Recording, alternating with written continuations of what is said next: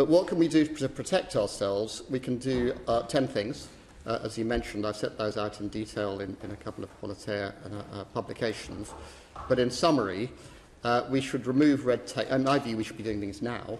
We should remove red tape. This does not mean lowering standards. We've tied ourselves in a knot on this, on the idea of people say deregulation and they imply it means lowering standards. That's not what's meant. It means removing red tape and reverting to the traditional UK law style of approach, which is higher standards, fewer rules. At the moment, we're caught with the worst of both worlds. We have the higher standards, we're accused of gold plating, and we have the vast sort of blanket of EU rules which are highly prescriptive.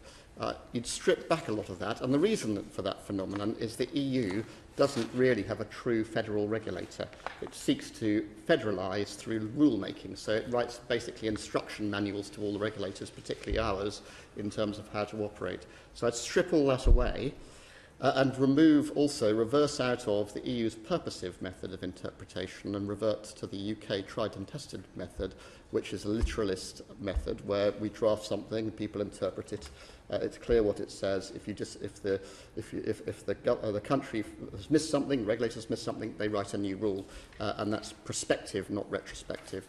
The EU method allows officials. It sort of bakes in officials because it allows officials to make suggestions and pronouncements as to what those purposes are ex post, and so that effectively bakes them into a sort of dialogue and actually crimps entrepreneurship, enterprise and dynamism. So I think we should be doing that now.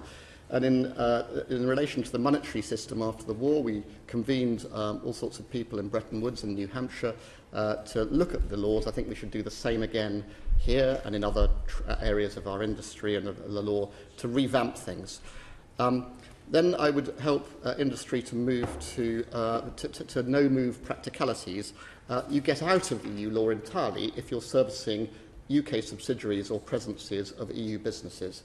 I suggest we facilitate that by setting up a business, or the government can do it, helping EU customers come to the market. That's how financial services have worked for the last 400 years, including the UK. This passport, which is the issue we're solving for, which was did have some benefits from our time in the EU, the passport only came in full effect in this context in 2007.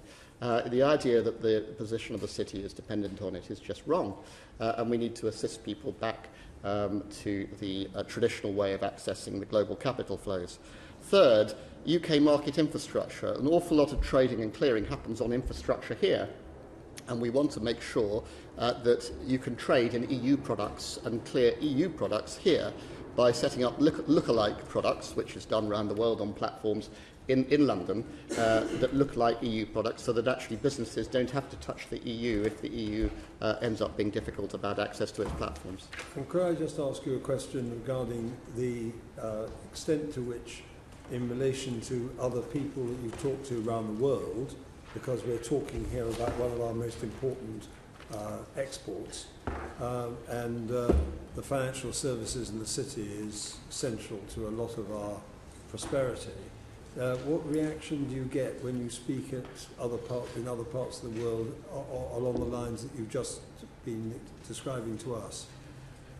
People are positive. I mean, I think a lot of businesses would prefer a deal, and we should come on to exactly what that should look like to be a win-win, a win for us as well as for the EU.